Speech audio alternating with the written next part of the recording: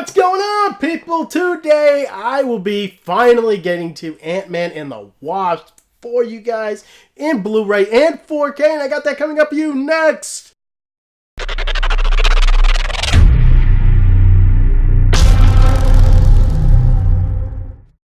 So I'm finally getting into Ant-Man and the Wasp on Blu-ray and 4K. I'm going to get right into that Blu-ray just because I want to get through this review real quick. And getting into that Blu-ray. This is actually a pretty good looking movie. Just because I feel like it is just different than where Marvel has been going for the last couple of films, specifically Black Panther and Avengers Infinity War, were just darker movies. And to see a movie that is just bright with colors and is colorful and is a lot more just vibrant, I feel like it's just a welcome change to the formula here, and that is what this brings. Just because, you know, you have these bright reds, and I do like the reinvention of Ant-Man's suit that they have done for these films, and it comes across really well here, even more detailed than the previous Blu-ray of the first Ant-Man. And then you get the Wasp with her suit. That is excellent. All of the CGI looks great here, and there is actually some impressive de-aging CGI that goes into Michelle Pfeiffer and Michael Douglas here. Detail is incredible. You get a clean and crisp picture that has great black levels, and you know what? This isn't reference quality, but it is the next best thing. I'm going to give this a 9 out of 10. And getting into the 4K Ultra HD disc, here is where it really steps up in all the ways that you would want it to step up in 4K. So much of the detail just pops off of the screen, and it gives such life to this film. There is a whole lot of dimension here that really, I feel like it definitely steps itself up from the Blu-ray itself, and the detail just in facial features alone is crazy on this. Specifically, Michael Douglas and Lawrence Fishburne, you know, they're getting old, and you can definitely see all the pores and wrinkles on their face, and yeah, it is a lot to see here and enjoy. And then getting into the HDR, even though this wasn't given Dolby Vision support, which I do feel like it would greatly benefit from, I do feel like this is still a very strong presentation, just because of, like I said before, you know, the bright colors just really pop here. Ant-Man's suit just pops, and the reds and the texturing in it. And when you go to the quantum realm, man, it is so three-dimensional, but also just so lush and beautiful, and it just pops off of the screen in such a great way. And yeah, I'll give this another 9 out of 10. This is dangerously close to a 10 out of 10, but I will stick with a 9. And getting into the audio quality of Ant-Man and the Wasp on Blu-ray, like all Marvel films on Blu-ray, we are given a DTS HD 7.1 mix that fares better than most, I will say. You know, it will never really sound like I would wish for it to sound, just because you do get the typical having to turn up the volume. You do get some muffling of sound that there is in the fronts.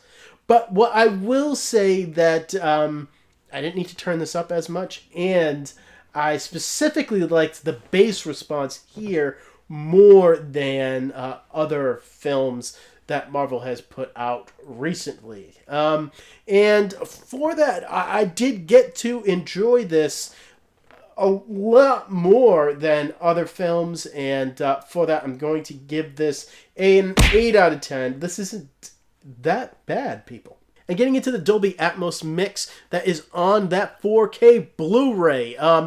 This is where I was the most curious to actually check this out.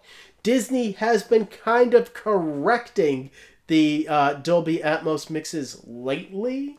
I didn't mind the mix that was on Infinity War, and I don't mind this one here. I will say that, like the mix that is on the Blu-ray, bass response here is really good. Specifically during the end chase scene where you're shrinking small and then growing big, and then you're throwing the trucks around everywhere. That whole sequence is really well done with great speaker separation and really great bass response. The bass response issues that I've had in other Marvel films are largely fixed here. Surrounds are heavily used, and speaker separation is pretty damn good. What I will say is they still need work on overheads. It just seems like it's like an afterthought to them. And I do wish that there were just more overhead usage in this particular movie, just because I feel like you could really take advantage of that and use it here, and I don't feel like they always do. And for that, I'm going to give this another 8 out of 10. This isn't as bad as previous ones. So keep up the good work and improve, Disney.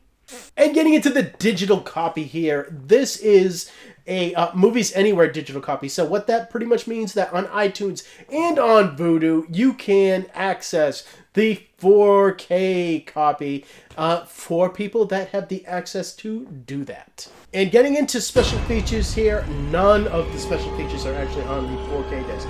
They are all on the Blu-ray, and what we do get is a commentary by Peyton Reed. It is a forgettable one. I do feel like the guy is kind of bland. But on top of that, we do get a 22-minute featurette that goes into the typical making of stuff, where we talk about getting Ant-Man back in the suit. They talk even more about the Wasp and putting Evangeline Lilly more in the focus of this film, and the visual effects of the film, and incorporating Michelle Pfeiffer's character here. And also, we do get a gag reel with a deleted scene. I believe it's only one. And yeah, this is really the typical amount of special features. And like I said, that none of them are on the 4K disc. And for that, I am going to give this a 5 out of 10 as far as special features goes. This is pretty much standard about giving us really what we can expect out there. It's just par. So for my last looks here, I will just say that this is a very fun movie to watch. And that is where Ant-Man and the Wasp really excels, where I felt like the first Ant-Man was kind of dull. This one really excels at just having fun and pulling me through this character that I don't 100% get behind.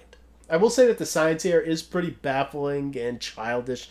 They just put big words in front of something and create an easy way out of situations where really it's not that well explained. And I do feel like this movie is just a upgraded version of the first one. And if you didn't check out my review for the first film, I gave it a 6 out of 10.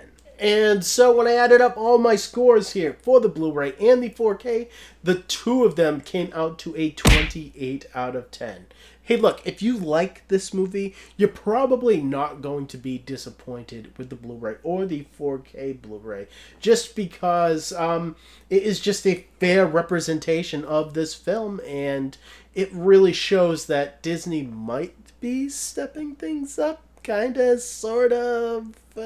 And we'll definitely see what they come out with next. And what is coming up next for me is I have to get into The Matrix Reloaded. I have that review coming up for you guys real soon. And if you're excited about that and all of the things coming up next month, I know that I have Superman coming up next month. I am going to be getting into The Incredibles 2 because I already reviewed the film. So if you're excited about all of that, and if you have suggestions about some things that you guys would like to see reviewed, comment down below and let me know about that. And as always, thank you for watching my videos. I don't need to tell you that you're awesome because you know you're damn awesome. And I will see all of you next time.